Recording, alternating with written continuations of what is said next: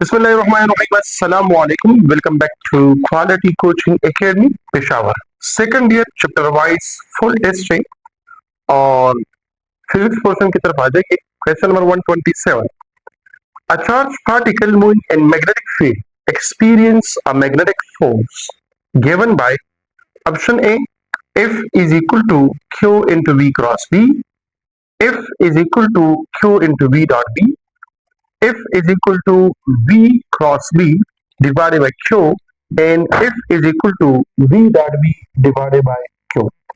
जब एक charge particle magnetic field में मोशन करता है तो उस टाइम ये एक फोर्स महसूस करता है।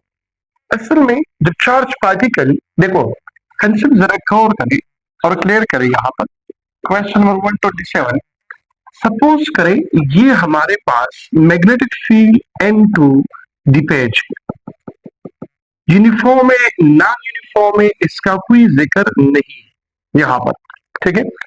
और इसमें एक चार्ज पार्टिकल मोशन करता है, ठीक है। तो जब चार्ज पार्टिकल मोशन में आता है तो ये प्रोड्यूस करता है मैग्नेटिक फील्ड अकॉर्डिंग टू ऑरेस्टन, और एक मैग्नेटिक फील्ड ऑलरेडी पहले से मौजूद है। तो दोनों मैग्नेटिक फील्ड एक दूसरे के साथ इंटरेक्शन करते हैं और उस इंटरेक्शन की वजह से एक फोर्स पैदा होता है जिसको हम कहते हैं मैग्नेटिक फोर्स। तो क्वेश्चन में यही पूछ रहा है कि वो मैग्नेटिक फोर्स किस चीज के बराबर होगा। तो ऑप्शन ए इसमें करेक्ट ऑप्शन है कि F बराबर होगा Q into V cross B। V इसका वेलोसिटी है, B क्या है मैग्नेटिक फील्ड, और Q क्या है, वो है चार्ज जो स्केलर क्वांटिटी है। क्रॉस क्यों है, क्योंकि जो रिजल्टेंट फिजिकल क्वांटिटी है ये वेक्टर है, इस वजह से यहाँ पर क्रॉस है। अगर यहाँ पर स्केलर क्वांटिटी होता तो V डॉट B होता। क्लियर हो गई बात। या कुछ बच्चे इसके जहन में ये होता है कि क्यों क्रॉस V क्यों नहीं होता या क्यों क्रॉस B क्यों नहीं होता, क्योंकि क्यों क्या है, it is a scalar physical quantity और ये जो प्रोडक्ट है वेक्टर प्रोडक्ट, ठीक है। तो या हमारे पास स्केलर वेक्टर प्रोडक्ट या हमारे पास डॉट प्रोडक्ट, ये हमेशा के लिए दो वेक्टर्स के दरमियान होता है। तो ये वेक्टर प्रोडक्ट है क्योंकि इसने हमें वेक्टर दे रहा है, और अगर हम डॉट प्रोडक्ट की बात करें या स्केलर प्रोडक्ट की बात करें तो वो भी दो वेक्टर के दरमियान होगा, लेकिन यहाँ पे स्केलर होगा। लेकिन अब फोर्स वेक्टर क्वांटिटी है, that's why option A is the correct one. Question number 128। 128 में क्या है, how to demagnetise the magnetisation. एक मटेरियल है, इसको हमने मैग्नेटाइज किया है, ठीक है। मैग्नेटाइजेशन के जरिए अब इसको हम दोबारा डीमैग्नेटाइज करना चाहते हैं, तो किस तरीके से करें। अगर हम इसको हीट प्रोवाइड करें, टेम्परेचर इंक्रीज करें, तो ये क्या हो जाएगा, डीमैग्नेटाइज हो जाएगा। या करंट को रिवर्स करें, क्योंकि करंट की इंक्रीज के साथ मैग्नेटिक फील्ड इंक्रीज होता है, लेकिन करंट के रिवर्स के साथ मैग्नेटिक फील्ड क्या हो जाता है, वो डिक्रीज हो जाता है। तो ऑप्शन की तरफ आप देखें, option number A by increasing the current, ये तो गलत है क्योंकि करंट इंक्रीज के साथ मैग्नेटिक फील्ड इंक्रीज होता है। रिवर्सिंग द करंट, करंट की रिवर्स होने से मैग्नेटाइजेशन क्या हो जाता है, वो भी रिवर्स हो जाता है, मतलब डिक्रीज होता है। तो ऑप्शन नंबर, अच्छा सी में देखें, बाय डिक्रीजिंग द टेम्परेचर, अगर आप टेम्परेचर को डिक्रीज करें तो मैग्नेटिक फील्ड जो है वो डिक्रीज नहीं होता, क्योंकि मैग्नेटिक फील्ड और टेम्परेचर का इनवर्स ताल्लुक है। तो ऑप्शन ए और सी क्या है, गलत है। Option B is the correct one, by reversing the current. Question number 129। 129 में क्या है, magnitude of magnetic field was calculated by using Faraday's law, Lenz law, Ampere's law या Gauss's law. Magnitude of magnetic field was calculated, देखो अगर हम Faraday law की बात करें तो फैराडे लॉ जो इस्तेमाल करते हैं वो किस चीज के लिए, मैग्नीट्यूड ऑफ इंड्यूस ईएमएफ के लिए। लेंस लॉ की अगर हम बात करें तो वो डायरेक्शन ऑफ करंट मालूम करने के लिए हम यूज करते हैं। गॉसेस लॉ की अगर हम बात करें तो वो magnitude of electric field intensity की, Or Ampere's law is used for the finding for calculating the magnitude of magnetic field. Option number C is the correct one. Question number 130. Which of the following is good and conductor but not good magnetic material? Good. ये क्या है? ये तो insulator है, good conductor है नहीं.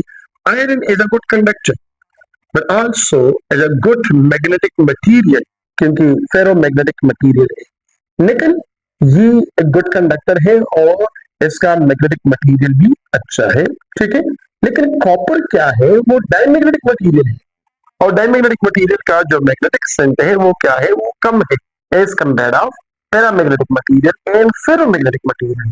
सो copper is a good conductor but not good magnetic material. Option number B is the correct one. Question number 131. Two non-parallel wires are 10 centimeter apart and carry equal current of 5 ampere. One has a current upward and the other has an electron moving downward. Find the magnetic field at the midpoint. दो wire anti parallel है. ये है, इसमें current upward motion करता है और दूसरे में इलेक्ट्रॉन डाउनवर्ड मोशन करता है. जरा गौर से सुने. ये करंट, फिजिक्स में जब भी हम करंट की बात करते हैं तो वो हमेशा के लिए हम जिक्र करते हैं कन्वेंशनल करंट की बात करते हैं. जिस तरह हम आम अल्फाज में कहते हैं 5, तो 5 का मतलब क्या होता है? +5 होता है. तो -5 बोलते हैं तो हम माइनस साइन लगाते हैं, बोलते हैं -5. ठीक है. फिजिक्स में जब भी हम करंट की बात करते हैं तो ये हमेशा के लिए कन्वेंशनल करंट होगा. ठीक है. अब इलेक्ट्रॉन और कन्वेंशनल करंट हमेशा के लिए क्या होता है? वो अपोजिट होता है. मतलब अगर इलेक्ट्रॉन डाउनवर्ड डायरेक्शन में मोशन करता है तो इसका मतलब ये हुआ कि करंट क्या है? इसमें करंट है अपवर्ड. करंट क्या है? अपवर्ड. और इक्वल करंट है. ये I1 और ये I2 दोनों यहां पर अलग से क्या करें? वो बनाए. ये करंट अपवर्ड, इसमें भी करंट अपवर्ड. ठीक है. अब ये अट्रैक्शन करता है, ये रिपल्शन करता है. उससे हमें पता चलेगा कि मैग्नेटिक फील्ड इसके मिड पॉइंट पे कितना है. देखो, अगर हम नॉर्थ और साउथ से करें, नॉर्थ साउथ, नॉर्थ साउथ, तो ये क्या करता है? ये करता है अट्रैक्शन. तो इसके मिड पॉइंट पे जो बी नेट है वो क्या होगा? 0 होगा. ठीक है. अकॉर्डिंग टू क्वेश्चन यहां पर आंसर क्या होगा? 0 होगा. लेकिन अगर यहां पे ये इलेक्ट्रॉन भी अपवर्ड डायरेक्शन में मोशन करता हो फिर क्या होगा? तो फिर ये दोनों करंट एंटी पैरेलल होंगे. तो ये दोनों एंटी पैरेलल होंगे तो मैग्नेटिक फील्ड इंटेंसिटी, जो नेट मैग्नेटिक फील्ड इंटेंसिटी है, वो क्या होगा? वो फिर मैक्सिमम होगा. क्लियर हो गई बात? लेकिन according to question current upward motion करता है, इलेक्ट्रॉन डाउनवर्ड मोशन करता है. तो इलेक्ट्रॉन जब डाउनवर्ड मोशन करता है इसका कन्वेंशनल करंट क्या होगा? अपवर्ड होगा. और जब दोनों अपवर्ड करंट होंगे तो ये दोनों एक दूसरे को अट्रैक्ट करेंगे. और जब अट्रैक्शन होगा तो मिड पॉइंट पे मैग्नेटिक फील्ड इंटेंसिटी क्या होगा? 0 होगा. ये शॉर्टकट है. क्रॉस और डॉट में बच्चा कंफ्यूज हो जाता है, इसलिए मैंने ये यूज किया.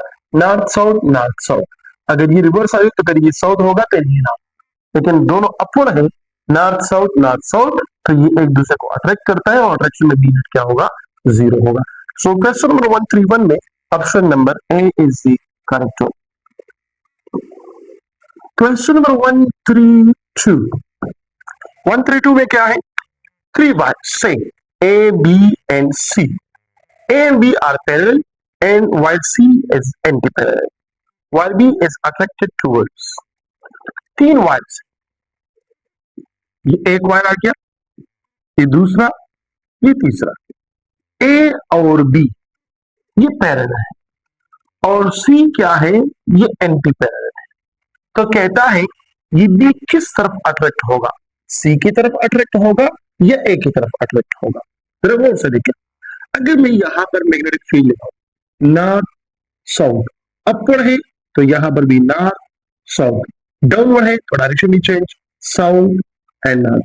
सी के साथ ये रिपल्शन करेगा. सी के साथ ये क्या करेगा? रिपल्शन करेगा. लेकिन ए के साथ ये क्या करेगा? अट्रैक्शन करेगा. तो क्वेश्चन नंबर 132 में है, सॉरी, क्वेश्चन नंबर 133 है ये। क्वेश्चन नंबर 133 में है ऑप्शन नंबर कौन सा, ए इज दी करेक्ट वन, ए की तरफ ये अट्रैक्ट होगा। 132 हमने एक्सप्लेन नहीं किया है, तो क्वेश्चन नंबर 132 की तरफ आ जाइए। क्या कहता है, what is the angle at which the magnetic force on a current carrying conductor is equal to its 50% of its maximum value? वो कौन सा एंगल है जिसमें मैग्नेटिक फोर्स मैक्सिमम का हाफ, 50% का मतलब हाफ। तो मैग्नेटिक फोर्स बच्चे आपको पता है कि ये बराबर है किस चीज की, Q into V cross V. अगर मैं सिंपल मैग्नीट्यूड की बात करूं तो Q V B sine theta ये आ जाए, ठीक है। अगर मैं जीरो लगाऊं तो ये जीरो हो जाएगा, अगर मैं 90 लगाऊं तो ये मैक्सिमम हो जाएगा, ठीक है। अगर मैं ये 30 लगाऊं तो क्या बनेगा, अगर मैं ये 30 लगाऊं क्यू वी बी ये मैक्सिमम केस है, और यहां पर लगाऊं साइन ऑफ 30 डिग्री, और साइन 30 बराबर है 1/2 के बराबर है, मतलब 50% ऑफ मैक्सिमम, 50% ऑफ मैक्सिमम ये आ गया मैग्नेटिक फोर्स। तो वैल्यू क्या है इसमें है option number A is the correct one, ठीक है। क्वेश्चन नंबर 134, क्वेश्चन नंबर 132 में है option A, question number 133 already explain कर चुका हूं, उसमें भी ऑप्शन ए है। क्वेश्चन नंबर 134, मैक्सवेल पर centimetre square is the unit of magnetic field, magnetic force, magnetic flux या मैग्नेटिक फील्ड इंटेंसिटी। अब देखो मैग्नेटिक फील्ड की अगर हम बात करें तो आपको पता है F is equal to I L B. अगर मैं मैक्सिमम फोर्स की बात करूं या क्यू बी बी दोनों लिख सकते हैं आप। बी की अगर मैं बात करूं F divided by I L या न्यूटन पर एम्पेयर पर मीटर। अगर इसको सीजीएस यूनिट में आप लिखना चाहते हो तो लिखो डाइन पर बायोट पर सेंटीमीटर, लेकिन यहां पर है मैक्सवेल पर सेंटीमीटर स्क्वायर। तो मैक्सवेल पर सेंटीमीटर स्क्वायर क्या होगा, वो भी इसी के बराबर है या नहीं। तो मैग्नेटिक फोर्स की अगर हम बात करें, मैग्नेटिक फ्लक्स की अगर हम बात करें, बी इंटू ए, यहां पर टेस्ला, ठीक है, टेस्ला इसका ऐसा यूनिट है इंटू मीटर स्क्वायर। अब इसका अगर मैं सीजीएस यूनिट की बात करूं तो गॉस सेंटीमीटर स्क्वायर आता है, गॉस सेंटीमीटर स्क्वायर आता है, लेकिन याद रखो एक जगह में मैग्नेटिक फ्लक्स का जो सीजीएस यूनिट है वो है मैक्सवेल। मैग्नेटिक फ्लक्स का जो सीजीएस यूनिट है वो है मैक्सवेल, ठीक है। देखो weber is equal to tesla metre square, और अगर मैं इसकी जगह मैक्स लगाऊं, इसकी जगह गॉस, और इसकी जगह क्या लगाऊं सेंटीमीटर स्क्वायर। तो क्वेश्चन में क्या है, क्वेश्चन में है Maxwell divided by centimetre square, ये बराबर है किस चीज के, गॉस के बराबर है, और Gauss is the unit of magnetic field intensity. तो इसमें कौन सा ऑप्शन करेक्ट है, option number D is the correct one, magnetic field intensity, ठीक है। Option D is the correct one. Question number 135 में क्या है, अच्छा, एन आइडियल ट्रांसफार्मर, और से सुने, an ideal transformer is employed to reduce to 20 volt to 11 volt, मतलब स्टेप डाउन ट्रांसफार्मर है। The primary draw a current of 1 ampere and the secondary 20 ampere. The efficiency of transformer is, efficiency क्या होगा, तो बिल्कुल calculation करने की जरूरत नहीं है। स्टेटमेंट को जरा दोबारा और से पढ़े, द एन आइडियल ट्रांसफार्मर, जो आइडियल के बाद आ गया तो इसका मतलब इसका एफिशिएंसी 100% होगा। तो ऑप्शन नंबर कौन सा करेक्ट है, D is the correct one. Question number 136, in AC capacitor behave like, AC circuit है तो इसमें capacitor behave like open circuit at high frequency, no, short circuit at high frequency, yes, open circuit at all frequencies, no, short circuit at DC only, no. तो ये short circuit होता है, कौन सी frequency पे? हाई फ्रीक्वेंसी पे short circuit आता है एसी सर्किट में जब कैपेसिटर लगा होता है। तो ऑप्शन कौन सा करेक्ट है? Option number B is the correct one. Question number 137, the voltage in an AC circuit is given by V is equal to V naught sin omega t, and the current is given by I is equal to I naught sin of omega t plus pi divided by 3. Which statement is true? Current lag voltage by 60 degree, current lead the voltage by 60 degree, voltage lead the current by 60 degree, voltage and current are in phase. देखो V बराबर है V naught sine of omega T और I बराबर है I naught sine of omega T plus pi divided by 3। मतलब इन दोनों में जो फेज डिफरेंस है वो कितना है? पाई डिवाइडेड बाय 3। फेज डिफरेंस ये कितना है? पाई डिवाइडेड बाय 3 रेडियन है। इसका मतलब क्या है? 180 degree divided by 3 is equal to 60 degree. तो अब 60 डिग्री के ज्यादा हो रहा है, इसका मतलब क्या हुआ? Current lead the voltage by 60 degree. कौन सा ऑप्शन करेक्ट है? Option number B is the correct one. Question number 138. Which of the following correctly arrange the electromagnetic spectrum increasing order of frequency? Increasing order of frequency, gamma rays का frequency सबसे ज्यादा है, x ray से x ray सबसे ज्यादा है, ultraviolet से visible. Option number A is the correct one. लेकिन इसका एक आसान सा तरीका मैं बता दूं। आसान तरीका क्या है? एक शॉर्टकट लिखवाता हूं, अपने साथ याद रखिए, आप इनके काम आएंगे, ठीक है। और ये एक ऐसा शॉर्टकट है कि जिंदगी भर आप इसको याद रखेंगे। शॉर्टकट क्या है? रियली में I love you R G F, sorry X G F, ये एक शॉर्टकट है सीक्वेंस में याद करने का तरीका। Really, radio, micro, infrared, light या विजिबल, अल्ट्रावायलेट, एक्सरेस एंड गेमा रेस। तो फ्रीक्वेंसी सबसे ज्यादा किसका है?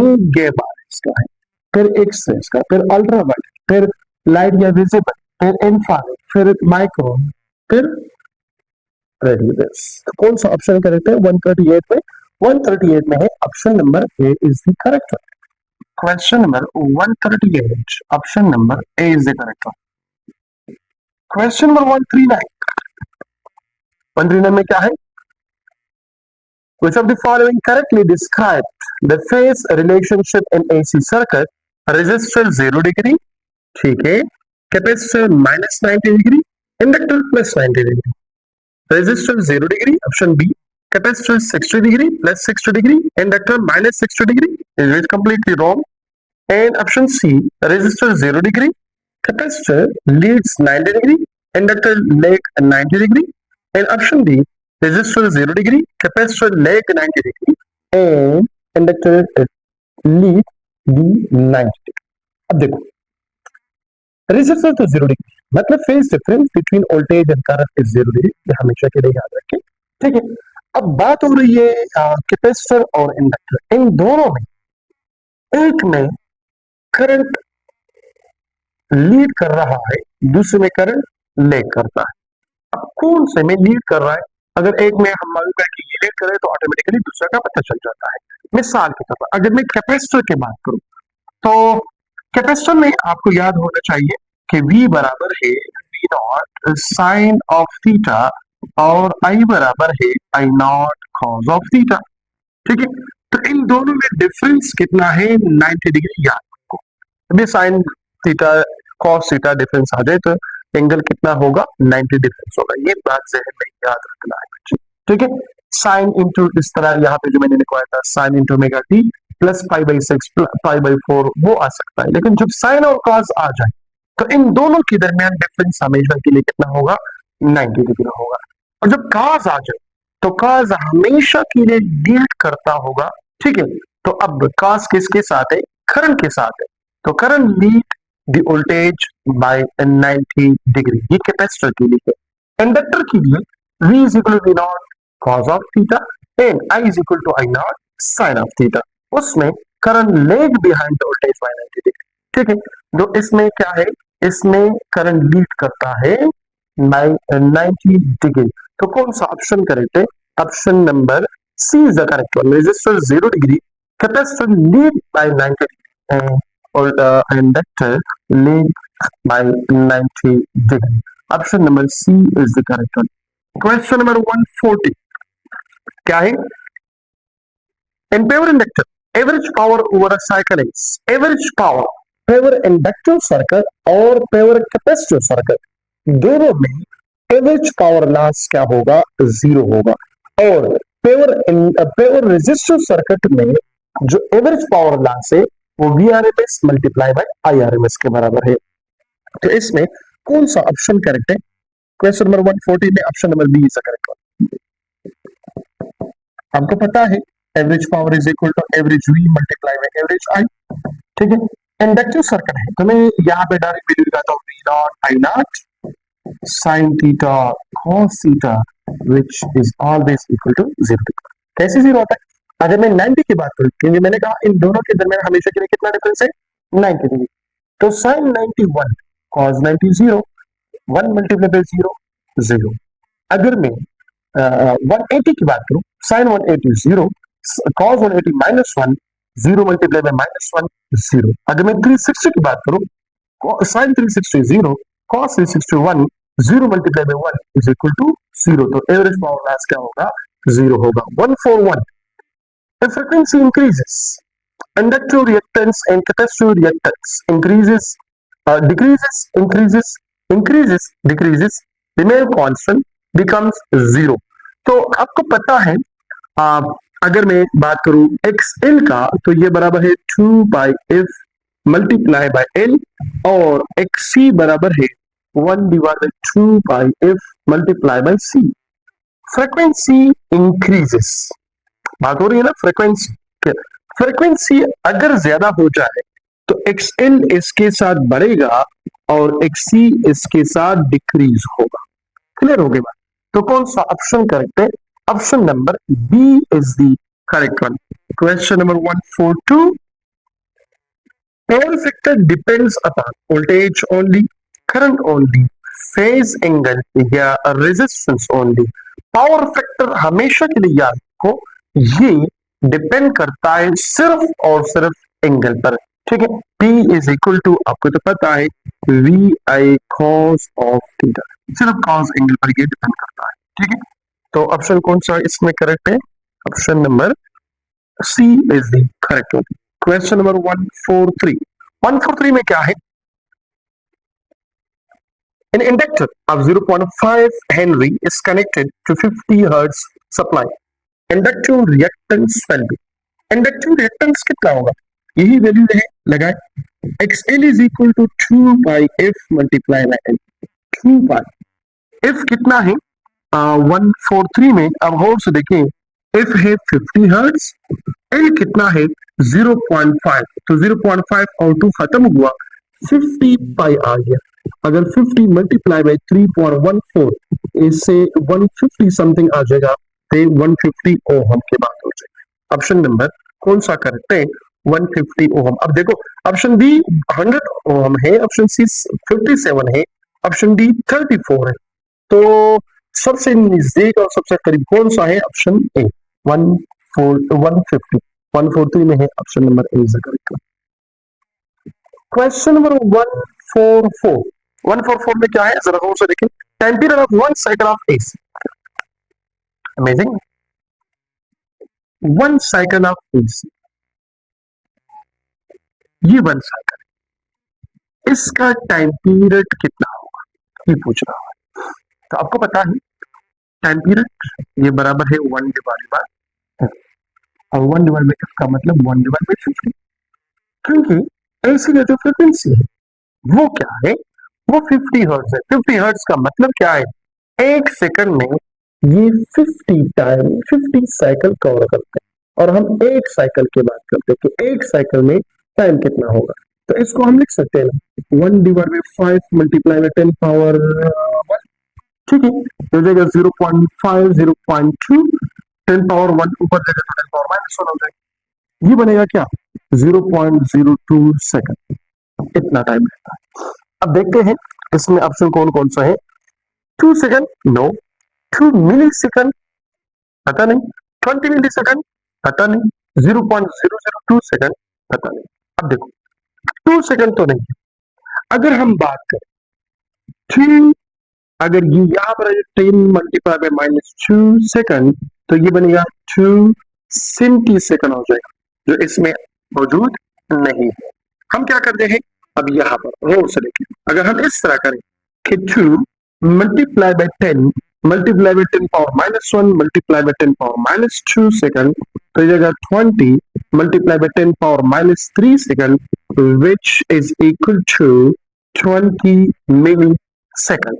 तो कितना है? 20 millisecond. Option number C is the correct one. अब वो से लेके यहां से लेकर यहां तक टाइम कितना है? 20 मिली सेकंड। हाफ साइकिल कितना होगा? ये 10 मिली सेकंड होगा। और क्वार्टर साइकिल कितना होगा? क्वार्टर होगा 5 मिली सेकंड। तो इस तरह की भी क्वेश्चन आ सकता है। एक कंप्लीट साइकिल के बजाय हाफ साइकिल भी आ सकता है, क्वार्टर साइकिल भी आ सकता है, याद रखो। ठीक है, ऑप्शन सी करेक्ट।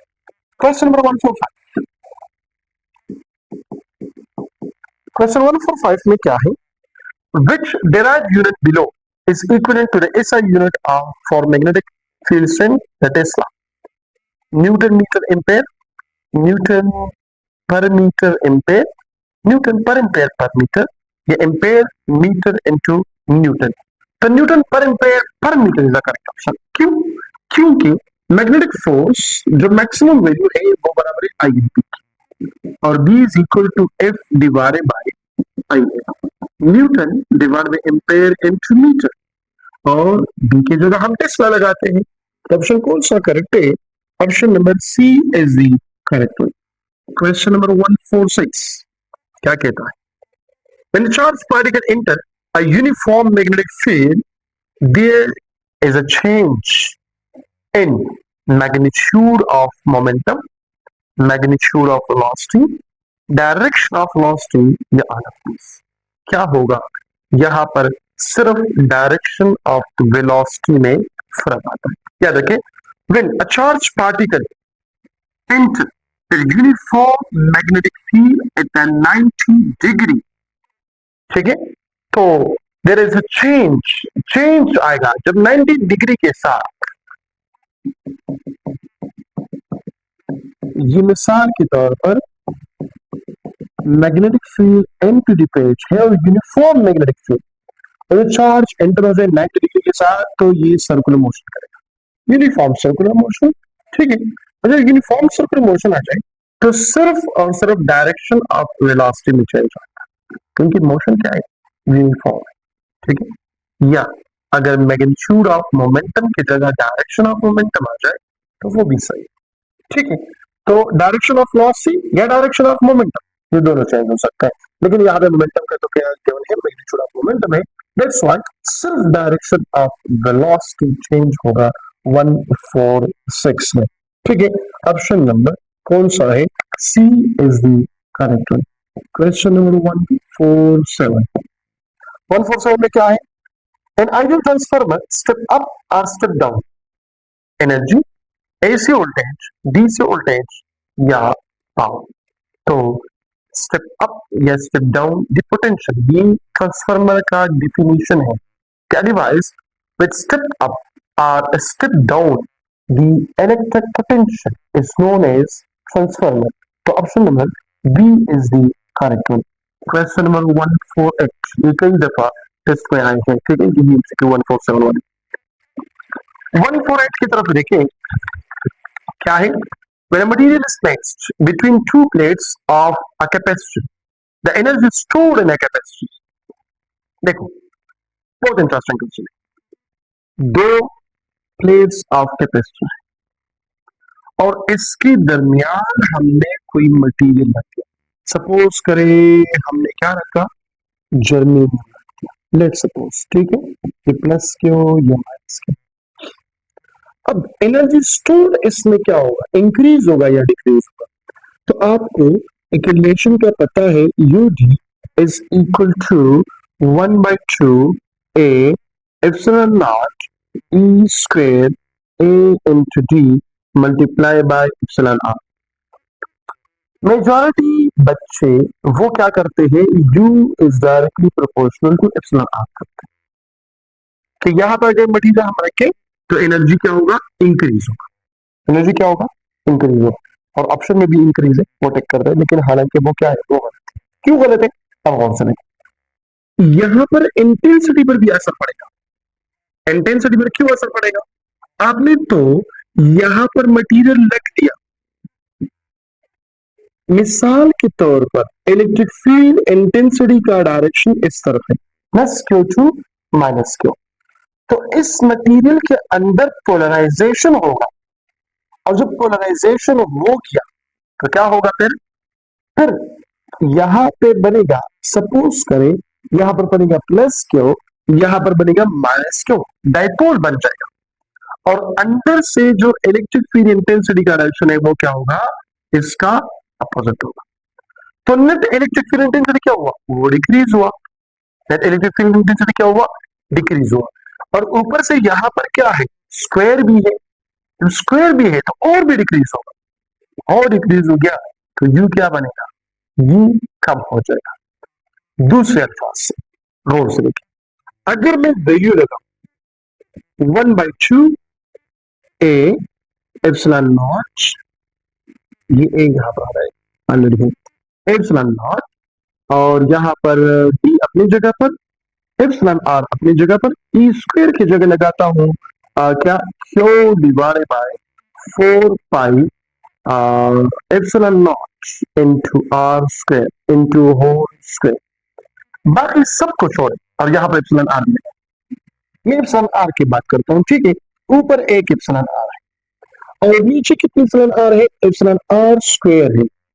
क्या है, एप्सिलॉन आर स्क्वायर है। क्यों, क्योंकि क्यू तो सेम है, क्यू में तो कोई फर्क नहीं आ रहा, डिस्टेंस में कोई फर्क नहीं आ रहा, एरिया में कोई फर्क नहीं आ रहा। 4 पे ऑलरेडी कांस्टेंट है, एप्सिलॉन नॉट, चलो एप्सिलॉन नॉट के साथ एक खत्म हो जाएगा, लेकिन फिर भी कांस्टेंट भी है। लेकिन एप्सिलॉन आर ऊपर एक है और नीचे कितने हैं, दो, एक इसके साथ खत्म हो गया तो U is inversely proportional to epsilon R आ गया। ठीक है, U is inversely proportional to epsilon R because of E square. That's why जब हम मटेरियल रखे दो प्लेट्स के दरमियान तो एनर्जी क्या हो जाएगा, डिक्रीज हो जाएगा, इंक्रीज नहीं होगा बच्चे। बाज लोग कहते हैं क्या, गौर से मेरी बात सुने, बहुत इंपॉर्टेंट है। U is directly proportional to, U is directly proportional to epsilon R. कहता है ई स्क्वायर को हम कांस्टेंट लेते हैं। कैसे कांस्टेंट लेते हो, क्यों कांस्टेंट लेते हो, ई स्क्वायर तो कांस्टेंट हो नहीं सकता। क्यों नहीं हो सकता, क्योंकि यहां पर पोलराइजेशन स्टार्ट होगा, जब पोलराइजेशन हो गया तो ई आप कैसे कांस्टेंट रख सकते हो। क्लियर होगी बात, that's why you is inversely proportional to epsilon R. Question number 148 है, option number B is the correct. Question number 149,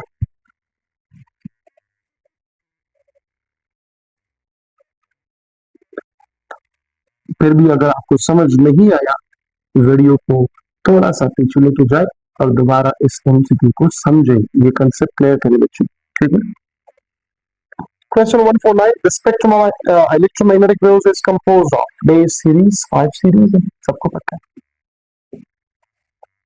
149 में है ऑप्शन नंबर, कौन कौन सा, diamond, Barmer, pass through, bracket और टीफन सीरीज। तो कितने हो गए, 5। Question number 150, the half life of stable nucleus is कितना होगा, 1 सेकंड, 2 सेकंड, 0 सेकंड या इंफिनिटी। स्टेबल न्यूक्लियर डिके ही नहीं होता, क्योंकि डिके प्रोसेस सिर्फ अनस्टेबल न्यूक्लियर होता है। दैट्स व्हाई इसका टाइम कितना लगेगा, इसका हाफ लाइफ कितना होगा, infinity. Option number B is the correct one. Question number 151, the dimension of ratio of decay and decay constant. Decay decay का जो यूनिट है वो है DPS, activity DPS, decay per second, और इसका डायमेंशन है T power minus one. Decay constant का जो डायमेंशन है वो भी टी पावर माइनस वन है। अब इसका रेशो क्या होगा, इसका रेशो होगा टी पावर माइनस वन, खत्म हो गया, 1:1। ऑप्शन कौन सा करके 151 में है, none of these, option B. Question 152, for charging capacitor T divided by R is equal to, charging of capacitor में T is equal to RC के बराबर है। तो क्वेश्चन में है T डिवाइड बाय R किसके बराबर होगा, C के बराबर होगा, कैपेसिटेंस के बराबर है। ऐसे भी पॉसिबिलिटी है T डिवाइड बाय C जो है वो गिवन हो, ये बराबर है किस चीज के, फिर R के बराबर हो जाएगा। लेकिन क्वेश्चन में ये है T divide by R is equal to C। Question number 152 में है option number A is the correct one. Question number 153 क्या है, the minimum wavelength of Balmer series is, minimum wavelength आपको पता है, याद रखो जब भी आप मिनिमम वेवलेंथ को फाइंड आउट करते, जब भी आप मिनिमम वेवलेंथ को फाइंड आउट करते हो तो इनका वैल्यू हमेशा के लिए क्या लेंगे, इन्फिनिटी, और 1 by infinity is equal to 0। तो आर एच डिवाइड बाई 4, या हम लिखते हैं lambda minimum is equal to 4 divide by R H, और 4 डिवाइड बाई आर एच इसमें है option number C is the correct one, 4 divide by R H. Question number 154, एक minute सबर करें, 4 डिवाइडेड बाय आर एच इसका correct. 154 में क्या है, resistivity of a conductor can be change with temperature, length, area या अलग। Resistivity is independent of length and area, दोनों पर डिपेंड नहीं करता, अगर डिपेंड करता है तो मटेरियल मीडियम और टेम्परेचर पर डिपेंड करता है। Option number A is the correct one. Question number 155, question number 155 में क्या है, स्टॉपिंग पोटेंशियल में photo electric depends upon dash of light, intensity of light, speed of light, frequency of light या all of these. Stopping potential depend करता है किन चीजों पर, स्टॉपिंग पोटेंशियल अगर हम देखें तो ये बराबर है V naught is equal to kinetic energy divided by Q, ठीक है, और काइनेटिक एनर्जी ये फ्रीक्वेंसी के साथ डायरेक्ट रिलेशन है, तो जितना फ्रीक्वेंसी ज्यादा होगा उतना स्टॉपिंग पोटेंशियल ज्यादा होगा, फ्रीक्वेंसी कम तो स्टॉपिंग पोटेंशियल भी कम। कौन सा करेक्ट ऑप्शन है, option number C is the, B is the correct one, B correct है, फ्रीक्वेंसी करेक्ट है, B. Question number 156, frequency correct है। क्वेश्चन नंबर 156 में क्या है, the peak value of EMF generated by generator is, generator, अब generator जो है वो आप लोग की सिलेबस में इंक्लूडेड नहीं है, लेकिन जनरेटर के जो फॉर्मूला है वो तो इंक्लूडेड है ना, क्यों इंक्लूडेड है, आप लोगों को जो चैप्टर नंबर 5 है एसी सर्किट है वो तो शुरुआत भी एसी से होता है, ठीक है, V is equal to V naught sine of theta, तो V is equal to V naught sine of theta, ये V नॉट किस चीज के बराबर है, ये V नॉट बराबर है नवाब के बराबर है, number of current, area of coil, angular velocity of coil and magnetic field. तो ऑप्शन कौन सा करेक्ट है, option number A is the correct one. Question number 157 में है, the charge on plates of capacitor is made 100%, the ratio of new potential to old potential value. देखो capacitor है, इसके साथ हमने लगाए हैं क्या, बैटरी लगाए हैं, बी लगाए, हमें किस तरह पता चलेगा कि ये कंप्लीटली चार्ज हुआ है। लेट्स सपोज यहां पर 10 वोल्टेज मैंने इसको दिया है, तो जब ये 10 वोल्टेज बराबर हो जाए इन दोनों के दरमियान, पोटेंशियल बराबर हुआ 10 वोल्ट के, तो ये कंप्लीटली चार्ज होगा, 100% चार्ज होगा। तो ये भी 10 है न्यू कितना है 10, ओल्ड कितना है 10, तो 10 डिवाइड बाई 10 से क्या आता है 1, तो 1:1 157 में है, option number A is the correct one. Question number 158 क्या है, a conductor at constant temperature undergoes 100% increase in current, then क्या होगा, और से देखिए R is equal to half, R is equal to 4 times, R is equal to 1 by 4 times remain constant, R is equal to remain constant, तो क्या होगा R remain constant होगा। R क्यों remain constant होगा, R इस वजह से remain constant होगा क्योंकि R is independent of current and touch। कौन से केस में, कि जब टेम्परेचर कांस्टेंट हो, जब टेम्परेचर कांस्टेंट ना हो तो फिर R is inversely proportional to current होगा, ये चीज याद रखो। तो 158 में है option number D, R is equal to constant। 159 में क्या है, a radioactive sample of 25% of initial quantity, the time cost is, first of life में 50% होगा, 100% देखो ना, अगर ये 100% हो डिवाइड बाई 2 50%, फिर 50% डिवाइड बाई 2 25%, ये first half life 50, second half life 25, तो 159 में है ऑप्शन नंबर बी। 160 तो लास्ट क्वेश्चन है, a step up transformer is of n s is equal to number of turn its secondary coil is equal to 2 number of turn its primary coil if the input signal is 140 volt 50 hertz, output will be, याद रखो transformer frequency में change नहीं रहा, तो without calculation कैसे solve करना है, option A की तरफ देखें 50 हर्ट्ज है, फ्रीक्वेंसी को चेक करें, लेकिन दूसरा क्या है, कौन सा ट्रांसफार्मर यहाँ पर स्टेप अप, स्टेप अप का मतलब जो आउटपुट वोल्टेज है वो ज्यादा होगा, लेकिन यहाँ पर आउटपुट वोल्टेज 140 है, लिहाजा ऑप्शन ए गलत है। ऑप्शन बी की तरफ देखें 220 वोल्ट, वोल्टेज तो ज्यादा है लेकिन वहां पर क्या है 100 हर्ट्ज है, गलत है, फ्रीक्वेंसी में चेंज नहीं आएगा। ऑप्शन सी में देखें 14 वोल्ट 100 हर्ट्ज, कंप्लीटली गलत है। Option D is the correct one, 280 volt, voltage increase हुआ और फ्रीक्वेंसी भी कांस्टेंट है 50 हर्ट्ज है, ठीक है, तो option number D is the correct one. Without calculation solve करने का तरीका है। 161 magnetic flux density is equal to, magnetic flux density, flux बराबर है बी इंटू ए और फ्लक्स डेंसिटी बराबर है बी, मैग्नेटिक डिस्टेंस, तो option number A is the correct one. Last question, question number 1462, full wave rectification required minimum number of diode is 1 2 3 4, सिर्फ और सिर्फ 2। अगर फुल वेव रेक्टिफिकेशन में इसकी जगह आ जाए ब्रिज वेव रेक्टिफिकेशन, फिर कितने होंगे, 4 होंगे। यहाँ पर दो सिर्फ फुल वेव रेक्टिफिकेशन केवल नहीं, इस वजह से 2 होंगे। अगर फुल की जगह हाफ वेव रेक्टिफिकेशन आ जाए तो फिर क्या होगा, सिर्फ ऑप्शन ए होगा 1 डायोड, ठीक है। आप लोगों के कोई भी क्वेश्चन हो तो कमेंट सेक्शन में आप लोग पूछ सकते हैं। Thank you so much, Allah Hafiz.